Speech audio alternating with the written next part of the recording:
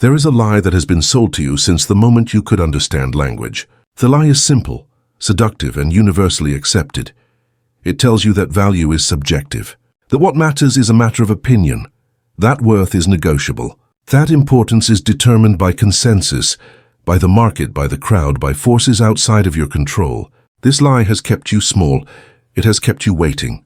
It has kept you believing that your significance in this world is something that happens to you. But here is the truth that no one wants you to understand. Value is not discovered. Value is not bestowed. Value is not accidental. Value is constructed. It is engineered. It is manifested through the marriage of two forces that, when combined, become unstoppable. Radical self-belief and obsessive execution. This is not philosophy for the sake of sounding intelligent.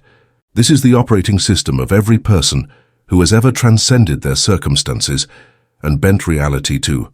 What you are about to experience is not a motivational speech. This is a blueprint, a technical manual for the construction of your own significance. Over the next hour, you will learn how to create value in any situation, any market, any relationship. You will understand why some people with average intelligence and modest beginnings become extraordinarily. You will see how value creation is the only currency that matters. This is not about attraction in the mystical sense. This is about construction in the most practical sense. By the end of this journey, you will possess a framework that changes everything.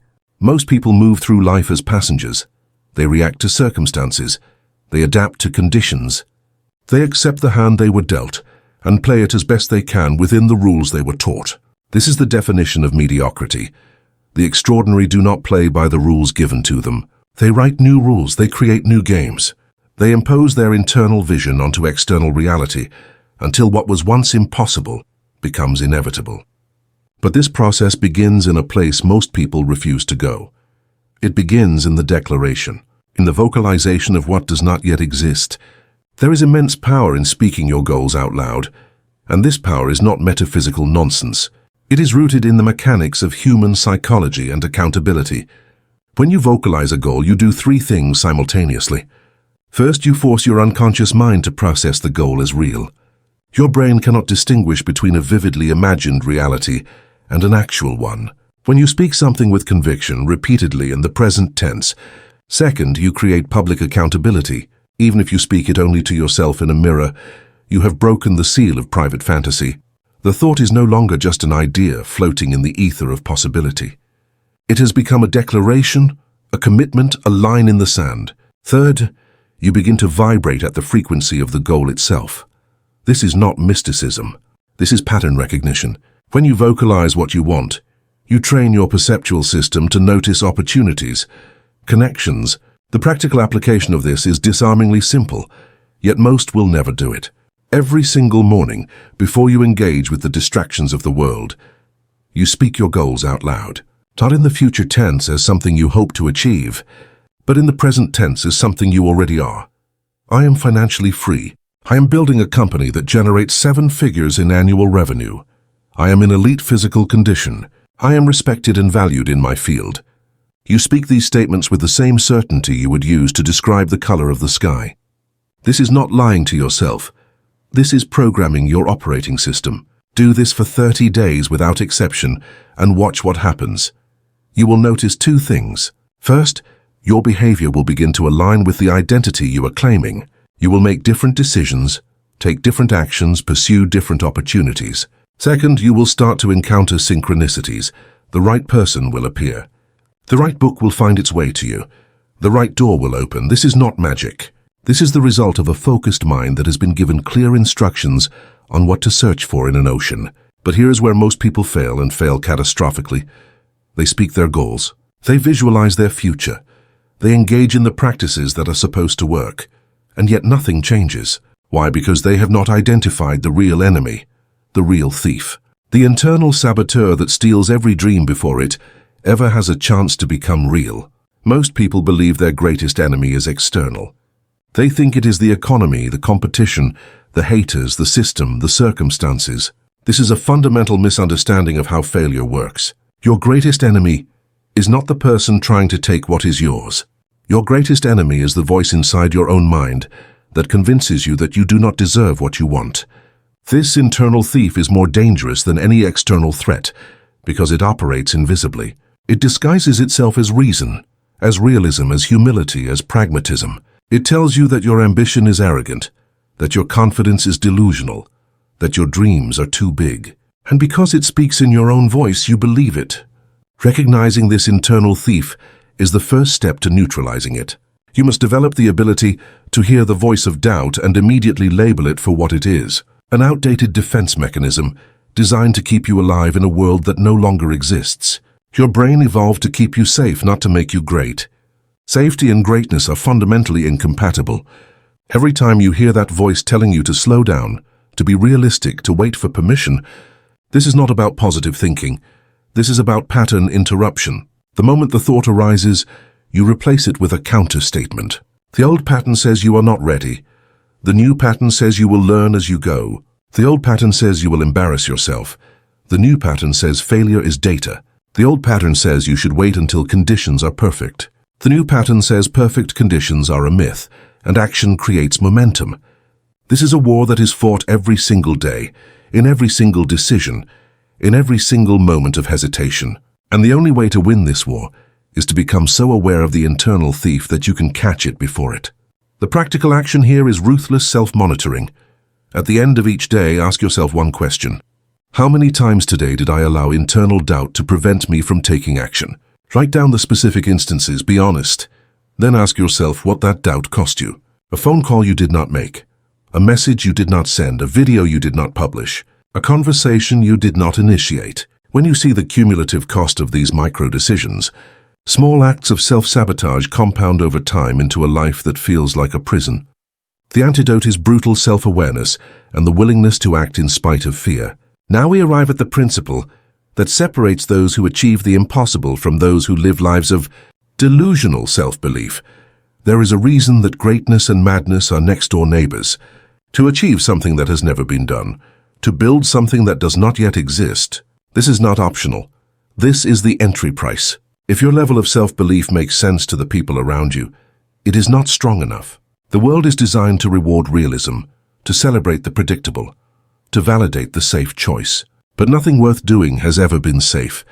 Nothing extraordinary has ever been predictable. And no one who changed the world ever did so by seeking the approval of those still living in the old one. Delusional self-belief is not arrogance. Arrogance is the belief that you are better than others. Delusional self-belief is the conviction that what you envision is inevitable, regardless of current evidence. It is the ability to look at your bank account with $300 in it and see yourself as to look at your body and see an athlete, to look at your empty notebook and see a best-selling book. This is not lying to yourself. This is seeing the truth before it becomes visible to others. Every single person who has ever accomplished something significant had this quality. They were called delusional. They were called unrealistic. They were called crazy. And they used that criticism as fuel, because they understood something fundamental about how reality works. Your external circumstances are a lagging indicator of your internal state. What you see in your life right now is the result of what you believed about yourself 6 months ago. If you want to change what you see, you must first change what you believe.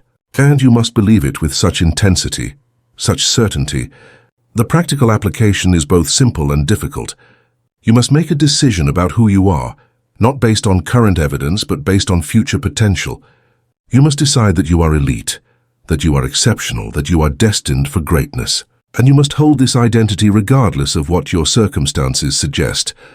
When you apply for the job you are not qualified for, you do so knowing you are the best candidate. When you pitch your idea to an investor, you do so knowing it will change the world. When you publish your work, you do so knowing it will resonate. This is not fake confidence. This is identity-level certainty. And the difference is everything. Fake confidence collapses under pressure. Identity-level certainty becomes stronger with resistance. Most people wait for external validation to feel confident. Elite performers generate their own validation through the force of their belief. If you want to join them, you must become comfortable being misunderstood. You must become comfortable being called crazy. You must become comfortable standing alone, because that is where all great things begin. Mental visualization is where belief becomes tangible. This is not a passive daydream. This is a technical practice with specific steps and measurable outcomes. The process is this. You find a quiet space, you relax your body completely. Progressive muscle relaxation works well here. Starting from your toes, you consciously release tension from each muscle group until your entire body is in a. Then you close your eyes and you construct your desired reality in vivid sensory detail. You do not see yourself from the outside as if watching a movie. You see through your own eyes. You feel what you would feel, you hear what you would hear. You experience the textures, the temperatures, the emotions of the life you are building. And you do this in the present tense. Not as something that will happen, but as something that is happening now. You see yourself walking into your office. You feel the weight of your body in elite physical condition. You hear the voice of your partner, your team, your audience. You taste the food you eat in the life you have created. You experience gratitude, fulfillment, certainty, power. The reason this works is neurological. Your subconscious mind cannot distinguish between a vividly imagined experience and a real one. When you practice this visualization with enough detail and emotional intensity, it becomes familiar, and the human brain is wired to move toward familiarity and away from uncertainty.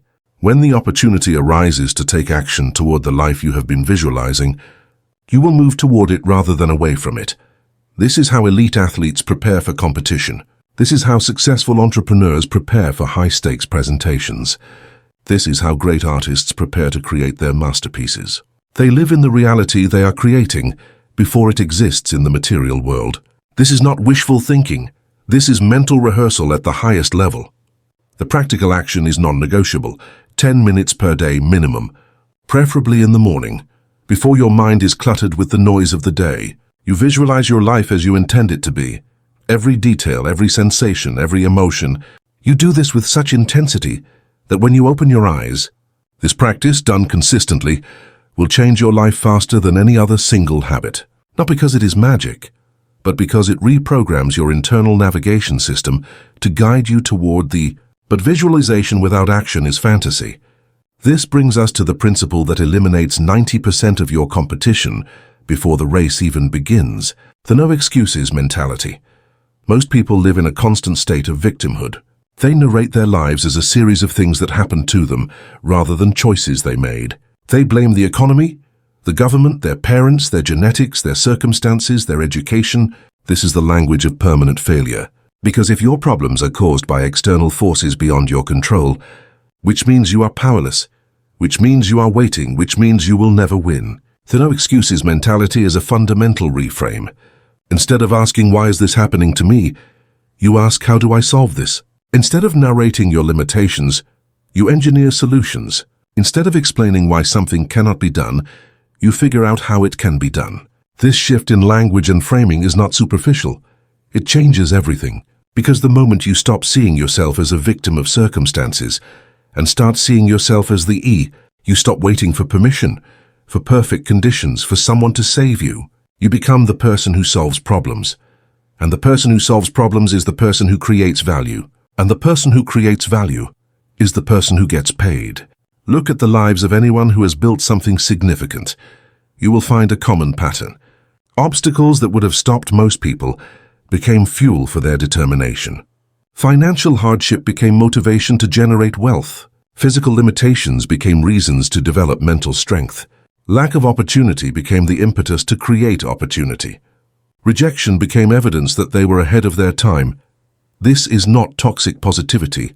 This is strategic reframing. When you encounter a problem, you have two choices. You can use it as evidence of why you cannot succeed, or you can use it as the catalyst for innovation. Elite performers always choose the latter, not because they are more optimistic, but because they understand that problems are the raw material of. No significant advancement in human history has ever occurred without someone encountering a problem, and the practical application is a daily practice of radical responsibility. At the end of each day, review the challenges you faced. Did you blame external circumstances, or did you take ownership of finding a solution? When you failed, did you make excuses, or did you extract the lesson? When something did not go your way, did you complain, or did you adapt? This practice is uncomfortable because it forces you to confront your own complicity in your current situation. But that discomfort is the price of power. The moment you stop making excuses is the moment you start making progress. Most people are trying to become a better version of who they currently are. This is a trap, because who you currently are is a product of your past beliefs, past decisions, and past limitations. If you want a life that is fundamentally different from the one you are living now, you must become someone else entirely. This is where the concept of becoming your own hero comes into play. 10 years from now, there is a version of you that exists. That version has accomplished everything you are currently dreaming about. That person is financially free, physically elite, mentally sharp, deeply fulfilled, highly respected. That version of you is not hoping for a better life. That version of you is living it. Your job is to treat that future self as your benchmark, not as a distant fantasy, but as a present standard you are constantly measuring yourself against. Every decision you make should be filtered through this question. Is this choice moving me closer to becoming that person, or further away?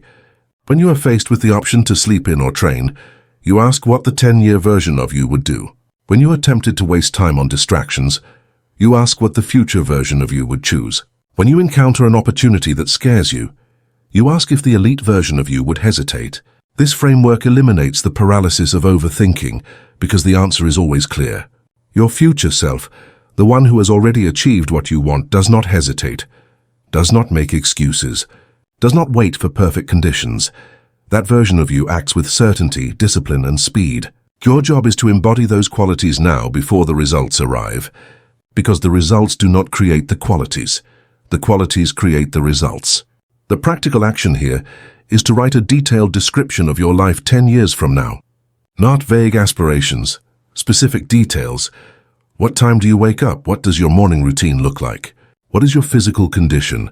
What is your financial situation? What kind of work are you doing? Who are you surrounded by? What have you accomplished? Write this in the present tense, as if it is happening now. Then every single day you read this description. You visualize it, you feel it, and then you ask yourself, what would that version of me do today? You do not wait to become that person when the results arrive. You become that person now and the results follow. True confidence is not built through affirmations. It is not built through self-help books or motivational videos. It is built through the accumulation of evidence that you can do hard things. This is why embracing discomfort is non-negotiable. Most people spend their entire lives avoiding pain. They choose comfort over growth. They choose ease over challenge. They choose safety over risk. And they wonder why their lives feel empty, why they lack confidence, why they feel like frauds. The reason is simple. They have never tested themselves. They have never faced their fears and walked through them. They have never pushed their bodies to the point of exhaustion and kept going. They have never done the thing that terrifies them and survived. Without these experiences, confidence is impossible, because confidence is not a feeling. Confidence is a knowing. It is the internal certainty that comes from having done difficult things repeatedly and having proof that The ugly zone is where this confidence is forged. The ugly zone is the gym at 5 in the morning when your body is screaming at you to stop. It is the cold shower when every fiber of your being wants warmth. It is the 100th rejection when you want to quit. It is the unglamorous, painful, repetitive grind that no one sees and no one celebrates. This is where greatness is built. Not in the moments of glory, but in the moments of suffering that precede it. When you willingly enter the ugly zone, when you seek out discomfort rather than avoid it, you tell yourself that you are the kind of person who does not run from hard things. You are the kind of person who faces fear and keeps moving. You are the kind of person who can be trusted to follow through. This internal trust is the foundation of all external success. The practical application is to deliberately engineer discomfort into your daily routine. Physical discomfort is the most accessible entry point. Train hard. Train when you do not want to. Embrace the cold. Embrace the heat. Push yourself to the edge of your capacity and then go one step further. But this extends beyond the physical. Have the difficult conversation you have been avoiding. Make the phone call that scares you. Publish the work before you think it is ready. Ask for the raise. Pitch the idea. Take the risk. Each time you do something that makes you uncomfortable. Over time, this accumulates into unshakable confidence. Not because you have convinced yourself you are great, but because you have proven to yourself that you can. Now we must confront the truth that most people refuse to accept. Elite success requires obsession. It requires an imbalance that will make you incomprehensible to normal people. The idea of work-life balance is a comforting lie sold to those who do not want extraordinary results. If you want an average life, balance works perfectly. But if you want to be exceptional, if you want to build something that outlasts you, you must become obsessed with your craft, your mission, your vision. You must be willing to sacrifice social life, leisure time, and the approval of others. You must be willing to be misunderstood by your family, your friends, and society at large. Because regular people do not understand what it takes to become irregular. They will call you workaholic. They will say you are missing out on life. They will question your priorities. And they are right to do so from their perspective. Because they are optimizing for comfort, and you are optimizing for legacy. The cost of greatness is isolation during the building phase. It is the loneliness of discipline when everyone else is indulging. It is the nights spent working while others are out enjoying themselves. It is the weekends spent learning while others are recovering from their week. This is not a sacrifice in the traditional sense. This is an investment. You are trading temporary comfort for permanent freedom. You are trading the approval of the mediocre for the respect of the elite. You are trading a pleasant present for an extraordinary future. But you must be willing to pay this price in full without resentment, without regret. Because the moment you start to resent the work, the moment you start to wish things were easier, elite performers do not endure the grind. They embrace it, they love it. They understand that the process is the reward. The practical action is to make peace with being different. Stop trying to explain yourself to people who do not share your ambition. Stop seeking validation from those who are not on the same path. Surround yourself with people who are building something, who understand the obsession. And for those who do not understand, give them permission to not understand. Your job is not to convince them. Your job is to build. Let your results be the only explanation you ever need to give. Before we go deeper, let me ask you something directly. How many of the principles I have just shared with you are you actually implementing? Not the ones you agree with intellectually, the ones you are practicing daily. Because here is the reality that separates those who watch videos like this from those who actually change. Knowing is not the same as doing. Understanding is not the same as embodying. If you have made it this far in this video, you are already different from 95% of people. You have the attention span, you have the interest, you have the hunger, but hunger without action is just starvation. So right now I want you to make a public commitment. In the comments below, write one sentence that declares the identity you are stepping into. Not a goal, not a wish, a statement of who you are becoming. I am someone who takes relentless action. I am someone who creates value everywhere I go. I am someone who does not need permission to be great. Write it, publish it, make it real. This is not a social media game. This is a psychological contract with yourself. When you declare something publicly, you trigger a mechanism in your brain that creates accountability. You are no longer just thinking about change. You are committing to it in a way that makes retreat more painful than progress. And while you are there, hit the like button and subscribe to this channel, not because I need your validation, but because you need the symbolic act of making a decision. Every small act of commitment reinforces your new identity. Do it now, I will wait. Now let me tell you something that most people will never hear. What I have shared with you so far is the foundation. It is the minimum requirement to stop being ordinary. But if you are still with me, if you have genuinely engaged with these principles and you are hungry for more, what comes next is more subtle, more strategic, and more dangerous for those who are not prepared to use it. This is the knowledge that allows you to see opportunities where others see nothing. This is the framework that turns ordinary situations into extraordinary leverage. This is the difference between working hard and working smart. The first advanced principle is this. Your reality is entirely constructed by your internal narrative. And the moment you understand this, most people believe that their circumstances create their thoughts. They think that because they are broke, they think like a broke person. Because they are out of shape, they think like an unhealthy person. Because they are stuck in a dead-end job, they think like someone without options. This is backwards. The truth is far more empowering and far more terrifying. Your thoughts create your circumstances. Your internal narrative about who you are determines what you perceive, what you attempt. If you do not like your current position in life, you cannot action your way out of it until you think you're... This is not New Age mysticism. This is observable reality. Consider two people in identical circumstances. Same income, same education, same opportunities. One sees themselves as a victim of those circumstances. The other sees themselves as temporarily operating below their potential. The first person takes no action because they believe action is futile. The second person takes massive action because they believe their current situation is a temporary mismatch. 5 years later, their lives look completely different. Not because one worked harder, but because one operated from a different internal narrative. Your self-identity is the operating system that determines which actions you take, which risks you accept. If you want to change your life, you must first change the story you tell yourself about who you are. The practical application is radical.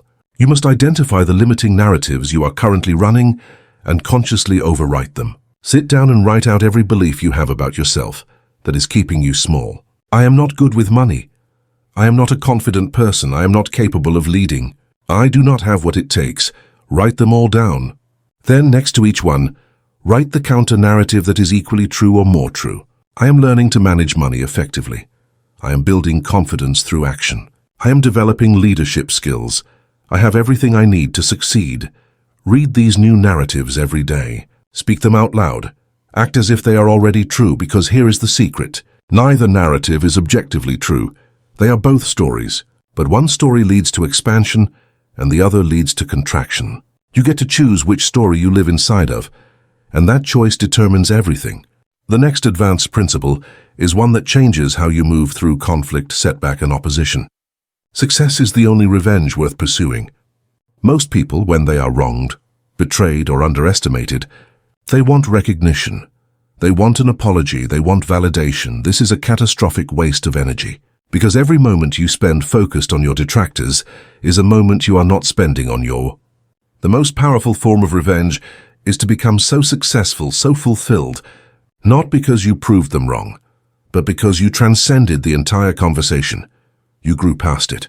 You moved into a reality where their opinions ceased to matter.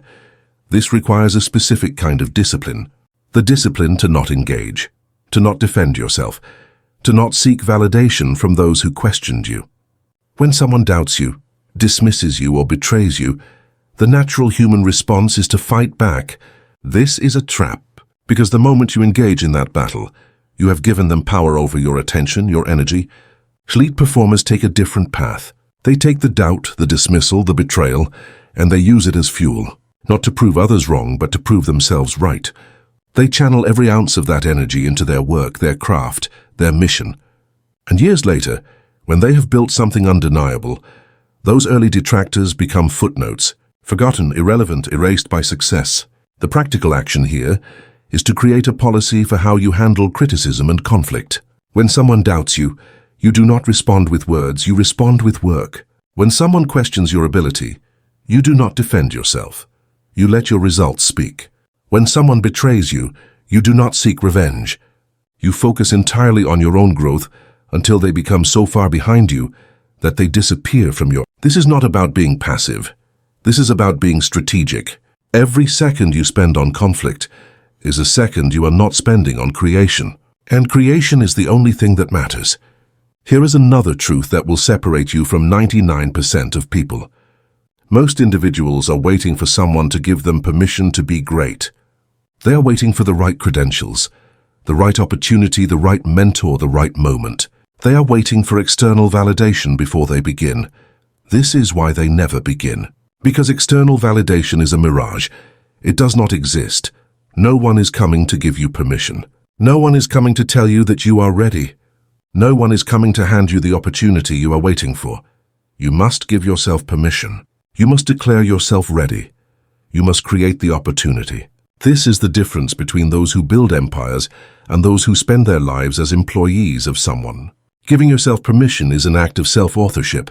It is the moment you stop asking if you are allowed to pursue your vision and you start pursuing it, because you do not need a degree to start a business. You do not need experience to create content. You do not need credentials to teach what you know. You do not need anyone's approval to begin. You need clarity on what you want to build, the courage to start before you feel ready. Every great company, every great movement, every great work of art began with someone deciding they had. The practical application is simple, but psychologically difficult. Identify the thing you have been waiting to do until you feel ready, until you have permission. Then do it today. Not perfectly, not with full preparation, just do it. Publish the first video. Write the first page. Make the first pitch. Send the first email. Take the first step without asking for anyone's approval. This single act of self-authorized action will change your relationship with your own agency. You will realize that permission is not something that is granted. It is something you take. Now we arrive at a principle that is both deeply strategic and potentially controversial. The value you create is determined not just by what you do, but by who perceives it. This is the uncomfortable truth that idealists refuse to accept.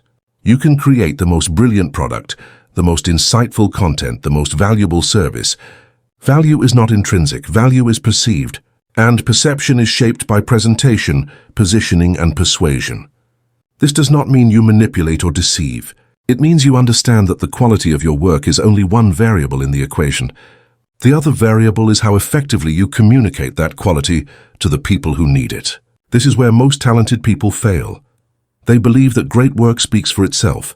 It does not. Great work is invisible until someone with great communication brings it to the attention of the world. You can be the best in your field, and if you cannot articulate your value, position yourself strategically. Meanwhile, someone with inferior skills but superior communication will build the audience, command the fees. This is not a flaw in the system. This is the system. The person who can create value and communicate value wins. The person who can only create value remains unknown. The practical application is to invest as much time in learning to communicate as you do in developing your. Learn to write persuasively. Learn to speak with clarity and conviction. Learn to tell stories that make your value undeniable. Learn to position yourself not as someone seeking opportunity, but as someone offering transformation. This is not about being fake. This is about being clear. When you can articulate the problem you solve, the transformation you provide, opportunities find you, clients seek you out. Your income increases not because your skills improved, but because your ability to communicate those skills. If you are talented but struggling, the problem is not your talent. The problem is your communication. There is one more principle that will determine whether you achieve good results or extraordinary results. Specificity creates magnetism. Most people are vague about what they want, vague about what they offer, vague about who they serve. This vagueness is the enemy of success, because when you are vague, you attract no one. When you are specific, you become magnetic to the exact people who need what you offer. This applies to everything. Your goals, your messaging, your positioning, your audience. The more specific you are, the more powerful your impact. A vague goal like I want to be successful is worthless. A specific goal like I will generate $500,000 in revenue in the next 12 months by a vague message like I help people improve their lives attracts no one.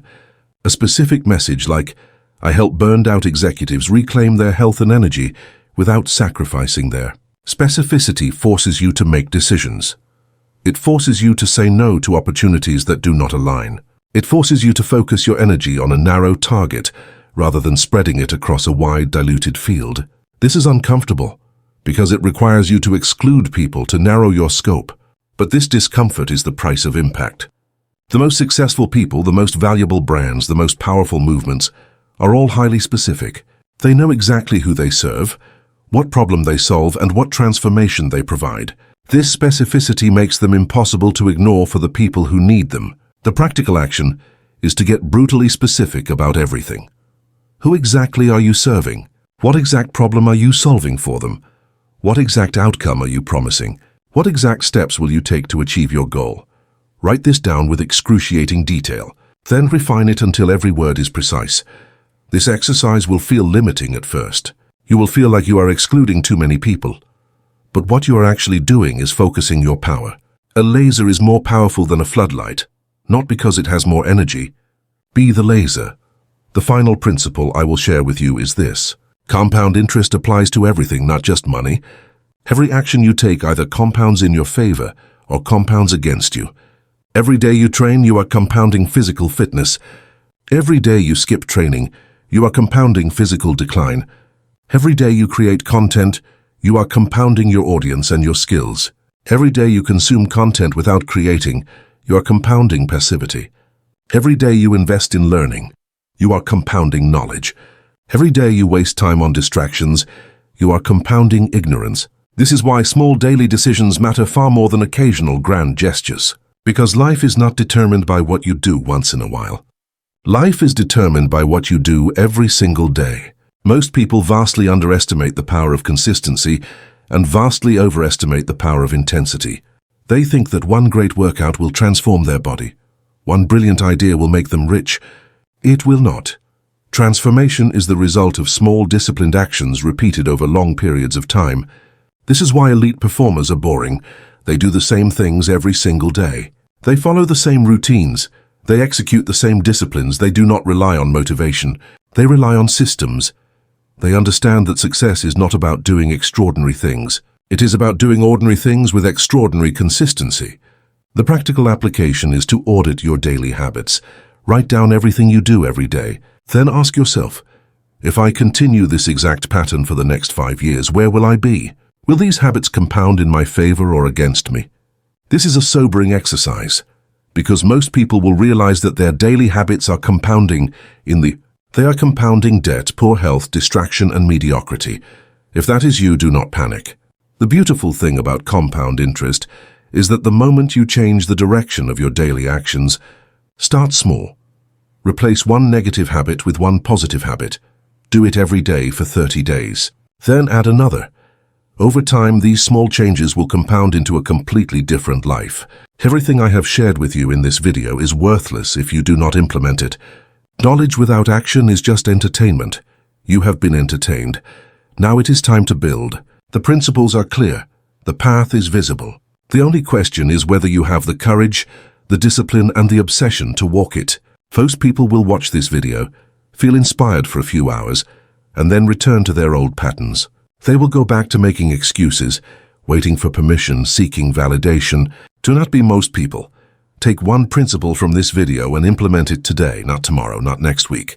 Today, speak your goal out loud. Identify your internal thief. Visualize your future. Eliminate one excuse. Give yourself permission. Make a public commitment. Take one action that scares you. Your life will not change because you watched this video. Your life will change because you decided that who you were before this moment is no longer who you are moving. That decision is made not in your mind but in your actions. So move, act, build, create, become. The world does not need more people who know what to do. The world needs more people who actually do it. Be one of them. Your future self is counting on you. Do not let that person down.